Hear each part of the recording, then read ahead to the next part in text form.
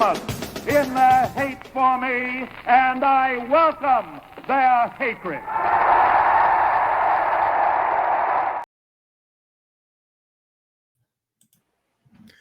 What is up, everybody? This is Hater Radio. My name is Chris McLean.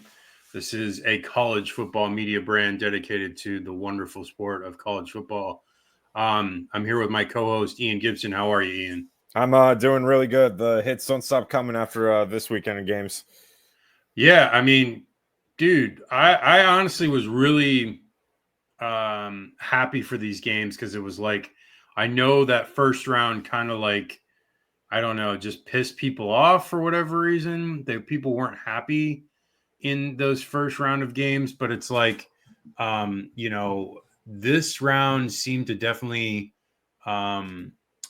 rebound from that negative perception.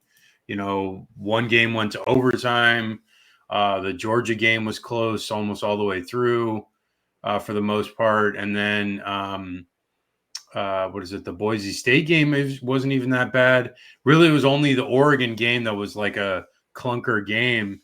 But then the other thing I wanted to talk about with all these games, which we'll talk about specifically with each one, and we talked about it before the show, is the fact that special teams was a huge theme for all these games throughout everyone except for the Oregon game. There was a punt return for a touchdown in the Texas game. There was a kickoff return for a touchdown in the Notre Dame game. In the Notre Dame game, there was a mass sub on the punt that led to a first down that basically ended the game for Notre Dame. Boise State had 2 missed field goals that could have kept them in the game. They missed them, and they basically turned the whole game because of that. The first one was on a really nice drive to start the game, and they missed the field goal, didn't get any points, kind of like set the tone for the rest of the game. Texas missed 2 field goals that could have won it in regulation. Just, had huge effects on how these games were going down. And, I know that we focus a lot on offense and defense in most of our preparation and analysis of these games, but clearly special teams here was a huge factor in almost all these games, led to wins for the teams that perform better in the special teams games. But let's get into it. Okay, so we got the first game. We were talking about Boise. So Boise State, Penn State in the Fiesta Bowl on Tuesday night, New Year's Eve night. Like I said, that first drive, Boise State leads to a missed field goal. And then 2 drives right in a row for Penn State lead to touchdowns. They're up 14-0 early, and it looks like it's going to be a blowout because then on the ensuing drive, Genty fumbles the ball and Penn State recovers. And this game looks like it's over, instantly.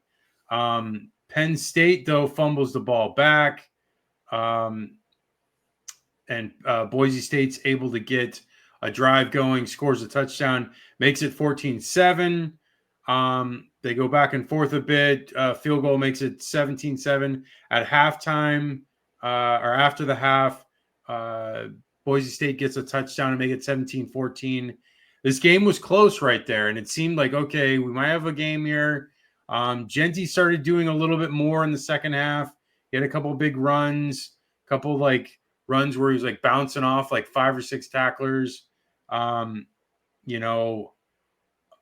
did enough in this game. He found Tyler Warren in big spots for touchdowns. He hits him again to go up 24-14.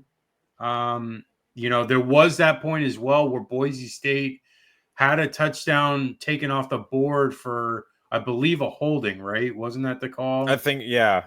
Yeah, so that was a huge moment in the game. Another missed field goal. This game, honestly, it looks deceiving because it's 31-14, and that's 3 scores, but honestly, it was a lot closer than it looked. I think Boise had their chances. They just couldn't take advantage of it. But Ian, what were your thoughts on this game? Yeah, so Penn State's defense was really the story of this one because they were able to, it's what I said in the pregame, was if they can contain Genty and Madsen would have to make plays, that is going to be the recipe for a victory for Penn State. And it was. They did a fantastic job clogging the middle of the lanes, finding Genty's tendencies, and just bullying the offensive line of Boise State to where Genty couldn't have a lot of space in the back. Madsen, while he did throw for 300 yards, he did force 3 interceptions as well. Yeah. That kind of stat just showed, like, when it came down to it, if you take Genty away from the offense, it's very difficult for Boise State. And we've seen that this year. As capable as Madsen is against that type of defense for Penn State, there just wasn't any way when you didn't have a balanced attack. While Penn State, Allen and the Penn State rushing was able to set up Alar on a lot of these touchdown passes. And those touchdown passes were absolutely perfectly placed. That was probably Alar. I know it was I think he only threw for like 170 yards or something. Yep. So when it mattered, he came up with the big passes and when they mattered most. But I think the MVP of the game was Penn State's defense, making sure that Boise State in that game was in third and long situations and not third and manageable to what they were used to, and making sure Genty didn't have any lanes to run. So for me, the MVP of the game was Penn State. Well, I mean, I think you definitely have to look at Katron Allen too, because he had 134 yards on the ground. I know that Nick Singleton had some yards too, but it was really largely on that one run. But Katron Allen was like gashing Boise State almost the entire day. 17 carries for 134. If you take out that one run for Nick Singleton, I think he had like maybe 30 yards on like 10 carries. So it would have been like a 3-yard average. No, I think it's funny because like I was thinking about it either last night or the other day where I was like, if Penn State just had like 1 or 2 really good receivers, their offense would be like dynamite because they've got the 2 running backs, you've got Warren, but it's like it seems like they're hampered because they have no real like wide receiver threats, like really at all. I know the one guy had a decent game, Omari Evans, but I mean it was like 2 catches. Is that really a decent game? I mean, I know one of them was a long TD, but like, the rest of those guys are just like average or like just not great. I don't know. It's amazing that Penn State, they can recruit almost everything else. They've got studs on almost the entire team, defensively, offensively, and then they just don't have wide receivers. It's like their one big weakness. And I think that may come into play in a game against Notre Dame because, Notre Dame, if you saw, they were able to effectively take out Georgia's tight ends.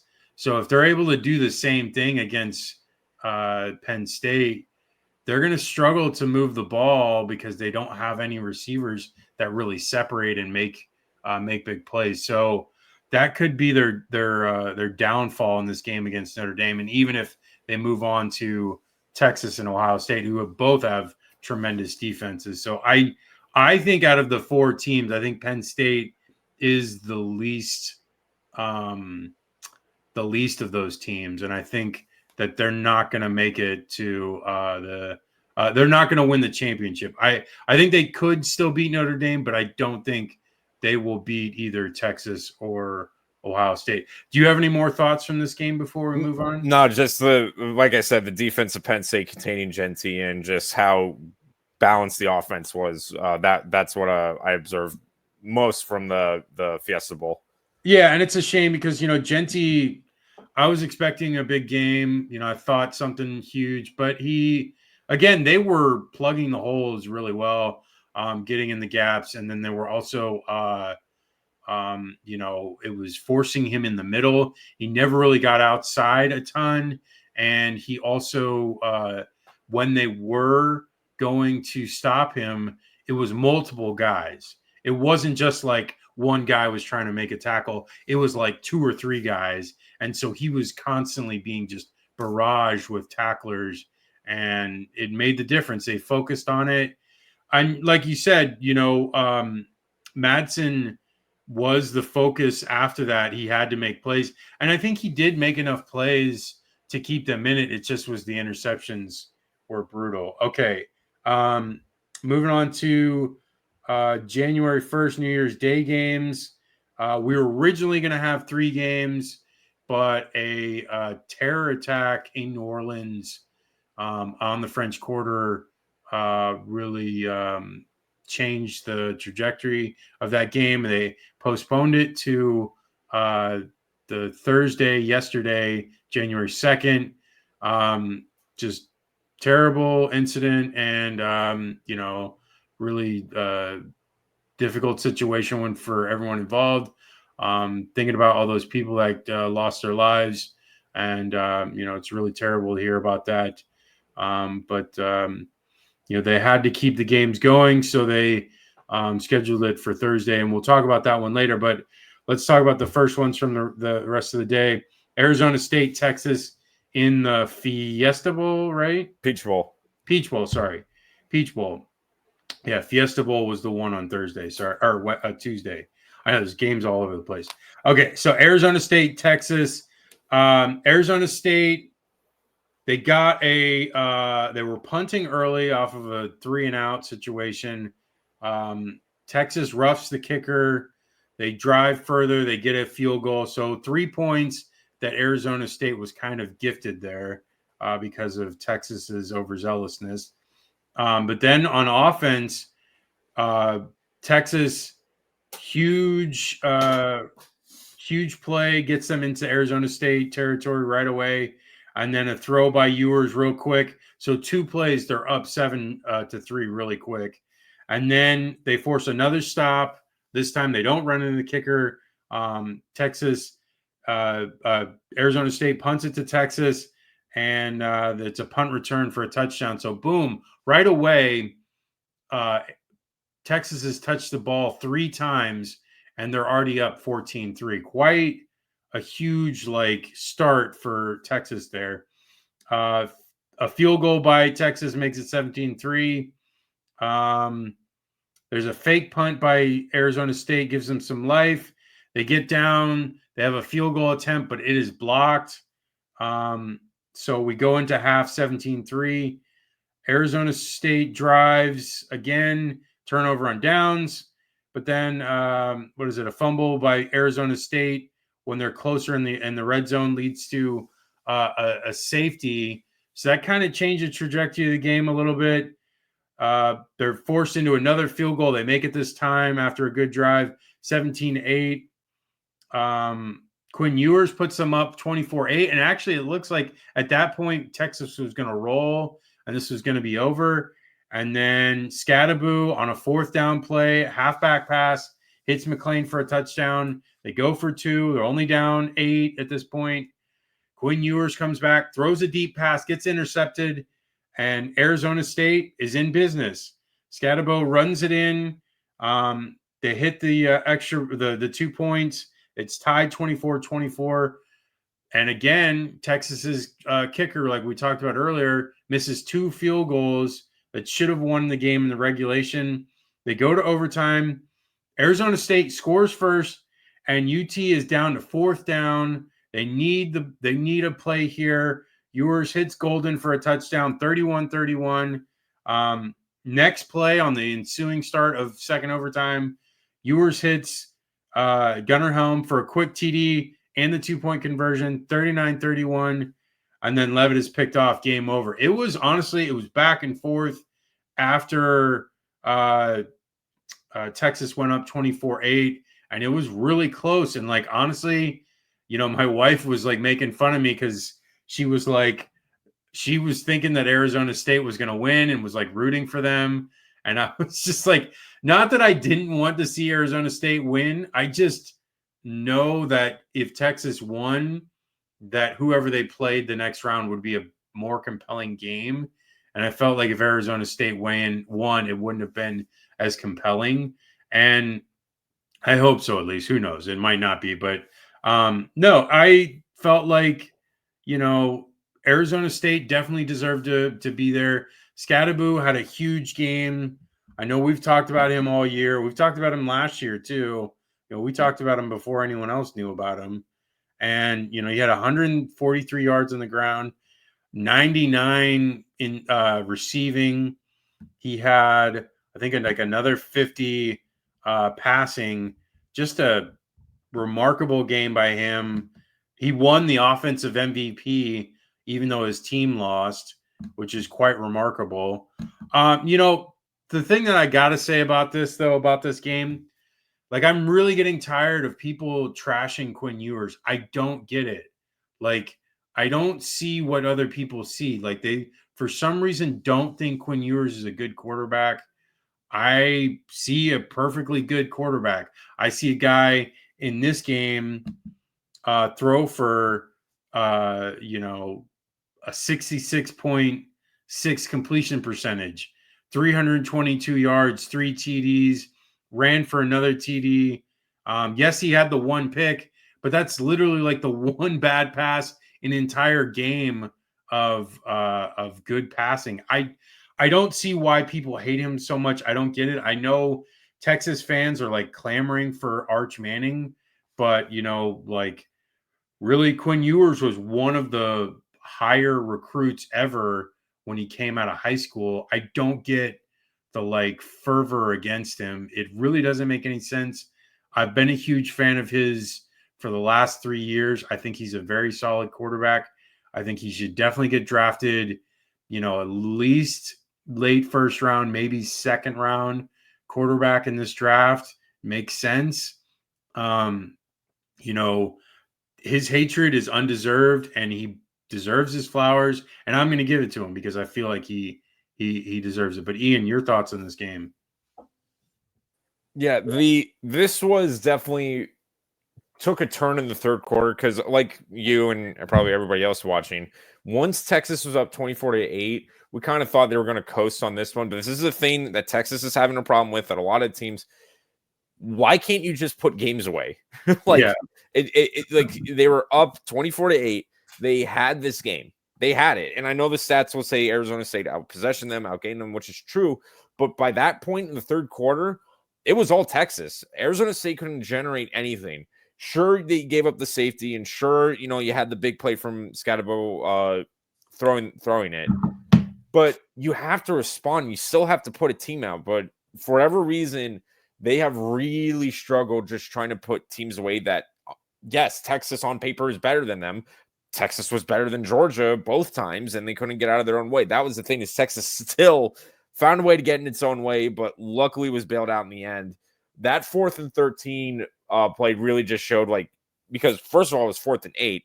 Then you get the false start. So then it's like expedited there. Now, like, and that was like, just showed like how good Quinn Ewers really is. Calm in the pocket. It was like 1st and 5 for him. Yeah. Tossed it over the middle, golden wide open, touchdown Texas. And then they score on the ensuing drive. And then, the interception to tie it. Arizona State literally did everything possible they could to win that game. It just, in the end, Texas found a way to win when they were really trying hard not to. It really felt like that. They just could not get Arizona State off the field, and Scatterville more than deserved that MVP award. I don't care. I don't care if they lost. I remember saying that in overtime. I was like, if Arizona State loses, Scatterville is still the best player this game, and it's not even close because he willed every single play for Arizona State to at least get a couple more yards or everything like that. When he was, throwing up on the sideline, he was very emotional and got upset, but he didn't, rallied the team and was able to tie it, almost win it. But in the end, Texas finds a way to win. They just, now moving forward, playing Ohio State, you've got to find a way. If you get ahead, you cannot let a team like that back into it, because they will make you pay for it. Oh yeah, for sure. Like, if anything, with these last two games for Texas, I think they're really, fortunate to have won this game, because they easily could have lost this. And I think going forward into a game against Ohio State, who, coming into the year, everyone mentioned how they were the most talented team in the country, and they are like hands down. I think in every facet of their team they are. But I will say I think the difference again, and I'm gonna I've just been talking about it earlier, um, with quarterback between Ohio State and Texas.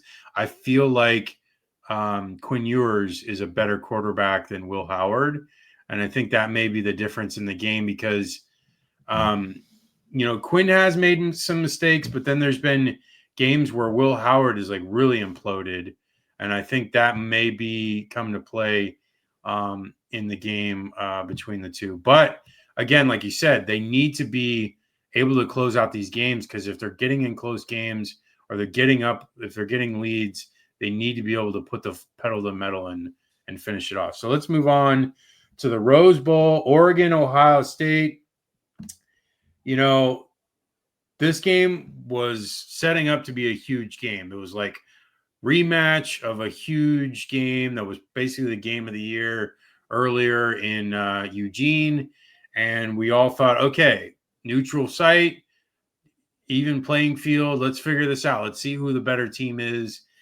And it was never close. Ohio State just throttled them from beginning to end. I mean, it was 31-0 before you even blinked. And or 34-0, sorry, before you even blinked. So it was just a thrashing. And Oregon just, when I was watching the replay and I remember watching the game, and it's like they couldn't get first downs, they couldn't get more explosive plays. They kind of were just like in neutral the entire time, and they were getting forced into 3-and-outs really quickly, and you can't do that against good teams. Like if you're going to get forced into 3-and-outs, like you at least have to like one, hold teams to field goals, or two, start making some stops on defense. But they couldn't do that at all. I think it wasn't until later in the game they started getting some stops, but it was like at that point it was already way out of reach. So this Oregon team is talented as well, not to the level that Ohio State is, but they should have been able to compete in this game. I don't know. Did you hear why Evan Stewart wasn't playing that much in this game? I didn't actually. I mean, I never got a good answer as to why that was an issue. I don't know if is he transferring or what? Like, I didn't see, but I don't know. It just seemed like there were some issues. I mean, he didn't even have a catch. So I don't know what was going on. Some guys had decent games for them after it was already way too late. That was basically Ohio State playing prevent defense at that point. So allowing a lot of things in front of them. But, the first half, man, when you go down that much, it's really hard. I mean, that was 5 touchdowns that they were down. And that's really hard to try to stop at that point. So, hats off to Ohio State, gets their revenge. They didn't even win the Big Ten. They didn't even get to the Big Ten championship game. And they're now, 2 wins away from winning the national title. This is why it is so important that we expanded the playoff, because in a 14 playoff, Ohio State doesn't even get a shot at getting to the to the semifinals. And now a team like Ohio State proves themselves on the field that they're worthy. They beat Tennessee. They beat Oregon. They probably have the 2 best victories in the playoffs so far, because, those were 2 of the better teams that anyone has faced. They played the 1 seed and they played the highest lower end seed as well. So like literally they've played the lowest combination of seeds that anyone has played yet. And they deserve it. Like Ohio State, I mean, I talked about it with Jeremiah Smith, and I want to bring this up again because I talked about it the last time against Tennessee. Dude, Jeremiah Smith is a freak, man. This kid is a freshman, and he looked so dominant. I mean, he just put up huge numbers. It was 187 yards on 7 catches for 2 TDs. He just was like, he had one where the first touchdown he had was a short throw, like just beyond the offensive line. And he just took it right through them and went right through the heart of Oregon.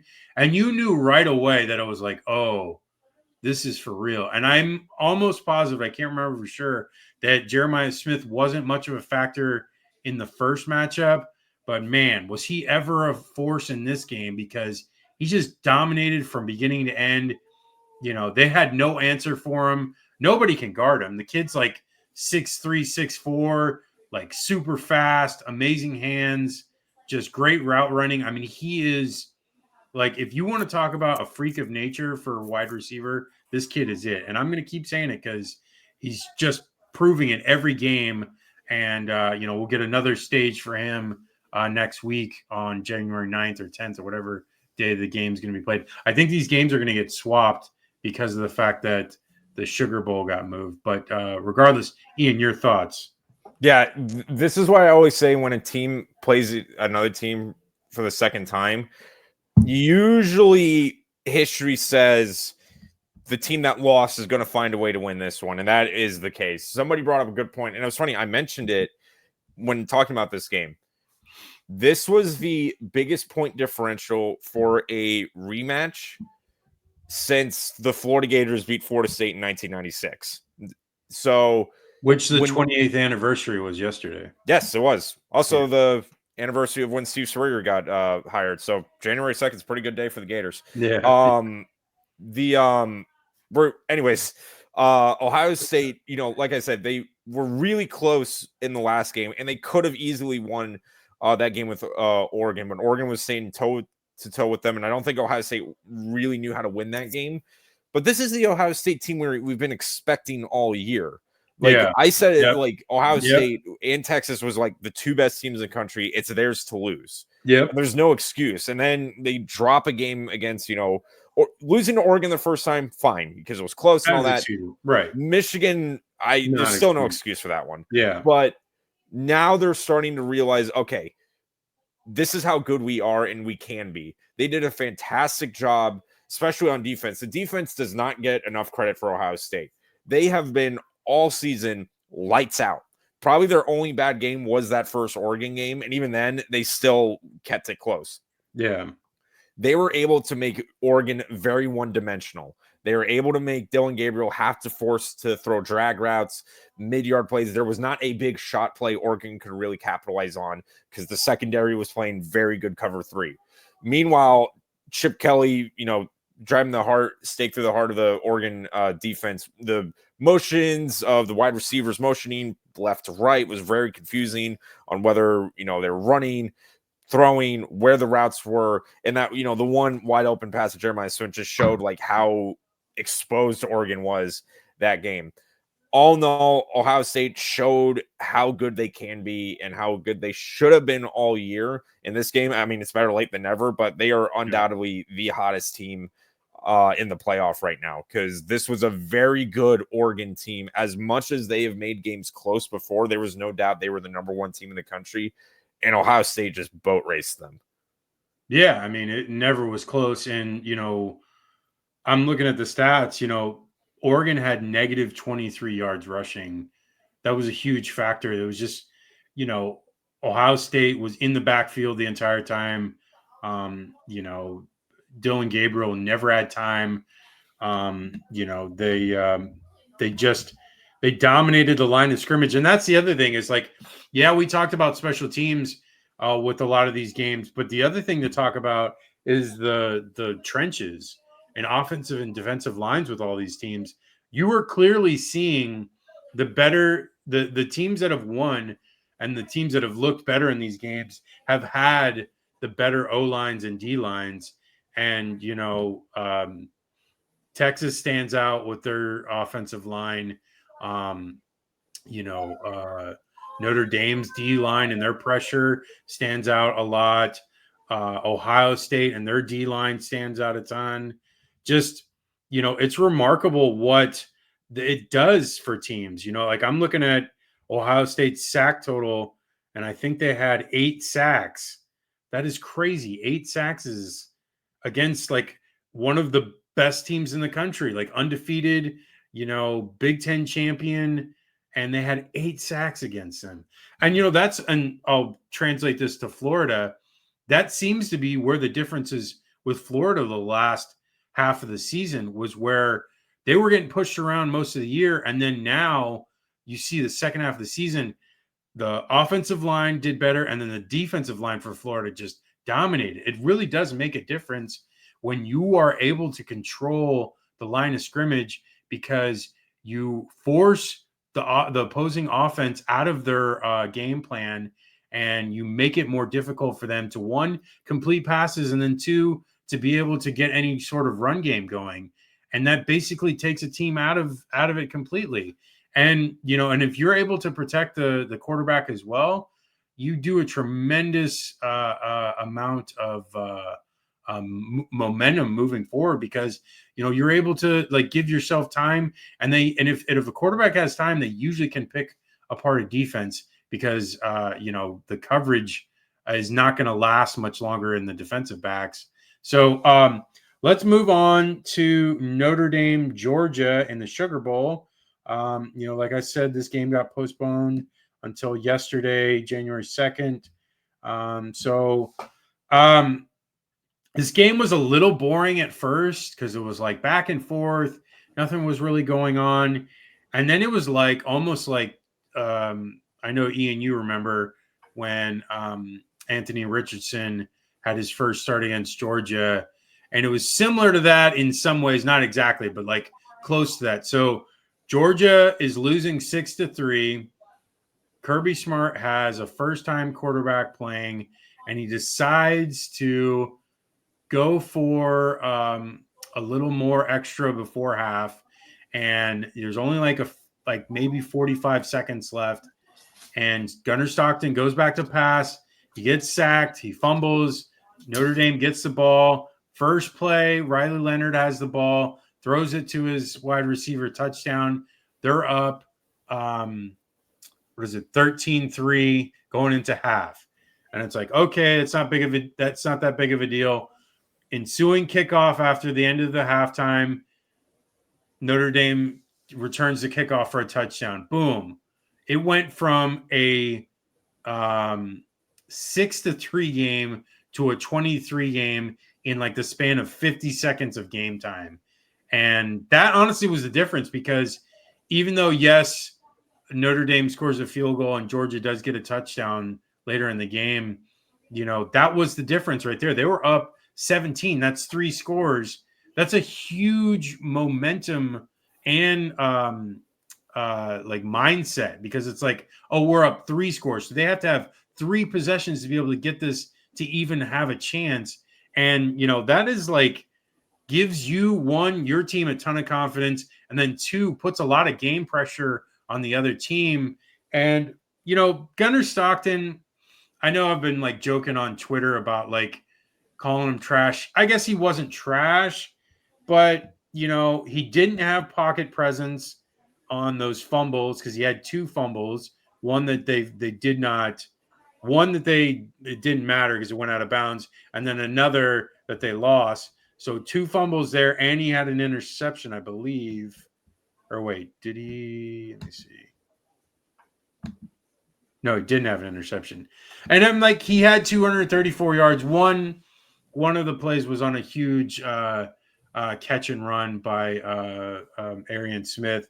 But he also had one against Dylan Bell that should have been caught, that it wasn't. But again, let's also talk about the fact of the special teams subs on that one play, because it was like 11 came on for Notre Dame to punt. They didn't touch the ball. The center did not touch the ball, so it's still technically a dead ball. And because of that, they subbed everyone out. They basically forced Georgia to bring all their players on. They subbed everyone out, and when they subbed out, the ref holds onto the ball before they can actually snap it, so that Georgia can get all their players out. They got all their players out, about 5 seconds left on the play clock, and then Notre Dame was threatening to hike it. And then as they're about to, two Georgia players jump over the line of scrimmage. Well, the one thing, if you notice, and I saw a bunch of people complaining about it, was that the wide receiver for Georgia moved. Now, it looks like he moves after the Georgia players jump offside. So I don't think that technically would have negated that offsides. I think those Georgia players moved before he moved. And if that's the case, then it doesn't matter. I think it was technically offsides there. And that was a brilliant play call by Marcus Freeman, forcing Georgia's hand there, because Notre Dame ends up getting a couple first downs. Riley Leonard, with that huge run, he comes off the left side, and runs right into the Georgia player and gets the first down. They get another first down. They end up punting, but they punted with like a minute 50 left, and Georgia had no timeouts, and they were still down 2 scores. And Georgia just couldn't get anything going. Gunnar Stockton gets sacked on 4th down.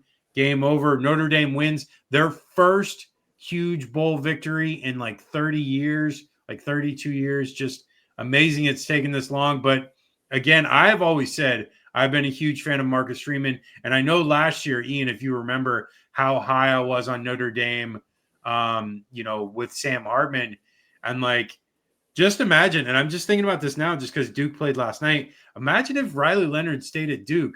Does Duke end up in the playoff? Like, that's how like crazy. I know it's wild to think, because maybe they would have beaten SMU, and then maybe they would have had a shot against Miami in that game. I don't know. It's weird to think of how this alternate universe has made things because of the transfer portal. But no, Marcus Freeman deserves all his flowers.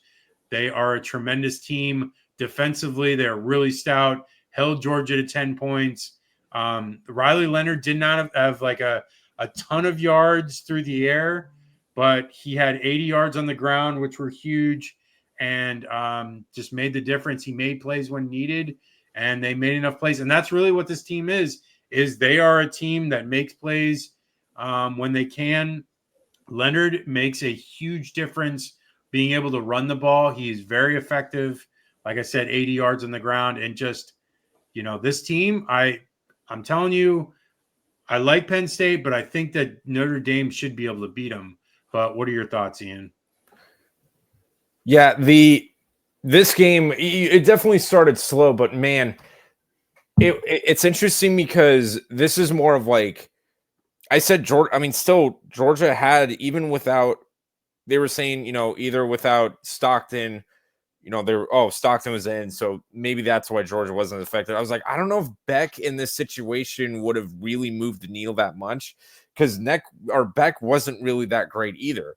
What just happened was Georgia just played out of their game plan. They couldn't get the run game going, and they were forced to throw the ball more. And Stockton did have a good game. I'm not going to deny that. But it wasn't like, set the world on fire. I mean, how Riley Leonard only had 90 yards of passing. But what Notre Dame did very well was they attacked the outside lane of Georgia. When running the ball and setting up those passes, they knew, like, Georgia's bread and butter has been, the interior run. You're not going to beat them running it up the middle. So they were able to at least stretch it out. They got most of those first downs were either Riley Leonard or the running backs just running to the outside on design runs or tosses. They did a great job on just extending plays, extending drives, playing keep away from Georgia. Yeah. And not only that, the defense of Notre Dame did very good stopping any rushing attack Georgia had. Georgia had like big pass plays, but they couldn't capitalize on them. Yeah. And then the running game wasn't there. And usually when the running game is not there for Georgia, it is very tough for them to win. Because, like I said, it's just their MO. Run, play action, pass, find the open guy, which was working at some points, but not the whole game. Yeah. So Notre Dame did a great job just making sure to plug those holes and making sure you do not get beaten on the ground by Georgia. Because if that happens, you're going to lose the game. And just when it came down to it, it wasn't just the penalties. It was the kickoff return. It was the fumble for the touchdown. Georgia really hurt themselves a lot. They not good coverage on the kickoff, wanting to get the extra points on, with a little time left, but it was fumbled, recovered, touchdown by Notre Dame. Obviously the offsides call, all that stuff. and just simply there was at least 3 times on third down that drive Georgia could have stopped them. But Riley Leonard found a way. He went full John Elway, dove head first and got the first down. Yeah. And there was like 3rd and 7 and 8 on those drives. Yeah. And they still let them get the first downs. And Yeah. it was running plays. They didn't throw the ball once that drive. Right. So I just couldn't understand how Georgia couldn't stop that. Yeah. So it was very, obviously Gator fan. I would be lying if I said I wasn't happy Georgia lost, but I was like, how do you lose that game? Because with all that stuff that went wrong, Georgia still, if they didn't get it in their own way, I still think was the better team, but it wasn't that night. And Notre Dame more than deservingly won that game. I don't know if Georgia was the better team. I think because, if you look at it, I'm looking at the numbers. They were 2 of 15 on 3rd and 4th down. Notre Dame was a large reason for that because they were getting into the backfield and getting pressure on Stockton. There were some plays where Georgia players dropped them, specifically that Bell drop. But I think that Notre Dame played the game. I think they played the game the best way that they could and using their pieces, their chess pieces, the best that they could to be able to win this game. And I think that Georgia did not. And I think I saw somewhere that they didn't think that Kirby got outcoached. Clearly, he got outcoached in this game because he shouldn't have forced the issue late with Stockton because that directly led to a touchdown. And he clearly shouldn't have. He should have probably called a timeout on that 4th down. Like if I were him, I would have just called timeout because there was just too much confusion and there was a lot going on. He just, you needed to get the ball back there and it was like super important. I think a timeout would have been worthwhile to call there. So that was 2 plays he got out coached and it directly led to the results of the game. So, I don't know. I mean, Georgia, they haven't been able to run the ball massively effectively all year. They've been decent at running the ball. But then again, what we haven't talked about is ETN and his fumble. That was a huge part of the game because they were driving early and they looked like they were going to get at least 3 points. And then he fumbles it, to Notre Dame. And it kind of changed the flow of that game in the beginning. And, if Georgia maybe gets a couple of scores early, maybe the game's a little bit different. But I felt like Notre Dame's trenches were way better than Georgia's. And that's the difference in the game. And it's been the difference in a lot of these games here so far. Do you have any more thoughts before we close it out? No, it's just, Georgia was its own worst enemy there. Yeah, I mean, again, I'm going to disagree. I mean, we can disagree on things because we usually agree on most of the things. But I'm just going to say I felt like Notre Dame forced them into situations that they failed on. I know there were some aspects that they did fail, but I feel like Notre Dame put the game pressure on them to make that happen. Okay, that is the show. We will be back on Sunday. I know this is weird because we're doing a preview show on Sunday, but it's just the schedule that we have because if we did a preview show on Wednesday, I wouldn't be able to advertise on YouTube for it. So it'd be like kind of a waste. So we're doing the show on Sunday for the preview of the semifinals. That will be Thursday and Friday. And so look for us then. 8 p.m. Eastern, 5 p.m. Pacific Sunday for the preview show. You can check us out on haterradio.com for all of our articles, our socials, just Hater Radio. Type that in for Instagram threads, TikTok, Facebook, YouTube, X, Twitter. And Ian, what are your socials before we go? Yeah, at Instagram, YouTube, and Twitter, it's at G_Gator_G. Okay. Happy New Year, everybody. Enjoy these games coming up. I know it's been a lot of fun. The season's almost over, so enjoy these last 3 games. There's 3 more games. That's it. So we'll talk to you on Sunday. All right. Have a good weekend.